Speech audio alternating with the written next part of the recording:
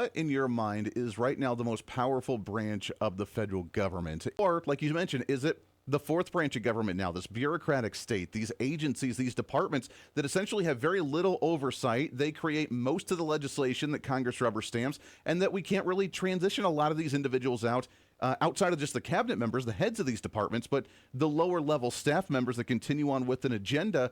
What do you think right now is the most dangerous portion of the government?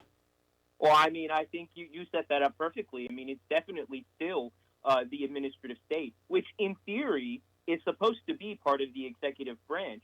But if you have the head of the executive branch unable to manage the executive branch because so many parts of the civil service and federal bureaucrats think that they're immune from removal or don't have to answer to political authority, I mean, that's not the way the executive branch is supposed to function.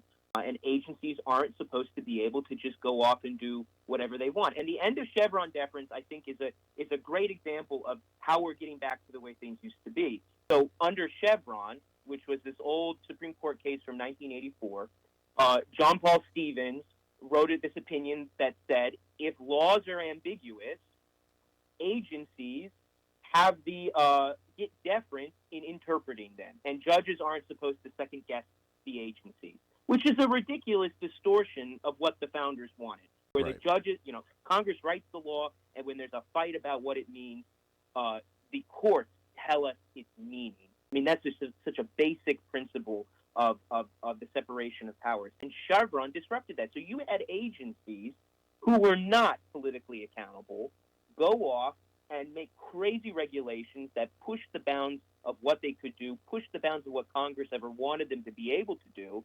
And then when somebody tried to stop them in court, they would say, well, we get deference, and the law looks ambiguous to us. They would even say if the law was silent, that that's an ambiguity. It means we get to decide to fill in the gap. And that was just such a perverse system, and it led to 40 years of agencies, well, getting to where we're at now, where they regulate. You think Congress, writes laws that govern our lives? No way.